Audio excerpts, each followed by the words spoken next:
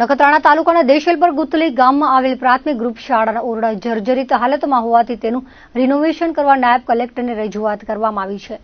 જાગૃત નાગરિક જગદીશ દવેએ જણાવ્યું હતું કે દેશલપર ગુતલી ગામની પ્રાથમિક ગ્રુપ શાળાના ઓરડા જર્જરિત હાલતમાં છે તેમજ એક ઓરડો બહુ જ જર્જરિત છે।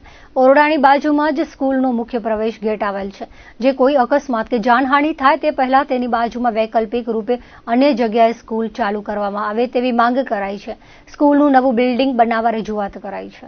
હાલમાં જે જર્જરિત સ્કૂલો તેમજ જર્જરિત હાલતમાં अन्य बनाव बनी रहा है त्यारे देशलपर गुतली प्राथमिक शाळा जे जर्जरित हालत में है ने एना माटे मैं नायब कलेक्टर कचेरी नखत्राणा अरजी करेली है ने एक जागृत नागरिक जागरूक वाली तरीके मैं तंत्रनु ध्यान दोर्यु है कि कोई आकस्मिक घटना न बने ते माटे स्कूल नवी बने तेमज नवा बिल्डिंग माटे मारी सरकारश्री ने विनंती है ने अमारी जे स्कूल है ए भूकंप पछी बनेली है ने खास जे स्कूलनी बाजुमां ज बे ओरडा आवेला छे ते जर्जरित हालत में है।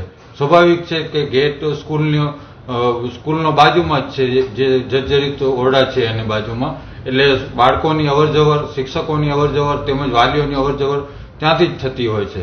તો જેમ બને એમ જલ્દી અમારી પ્રાથમિક શાળા દેશલપર ગુતલી નવી બિલ્ડિંગ બને અને મંજૂર થાય એ માટે સરકારશ્રીને તેમજ તંત્રને મારી વિનંતી અને રજૂઆત છે।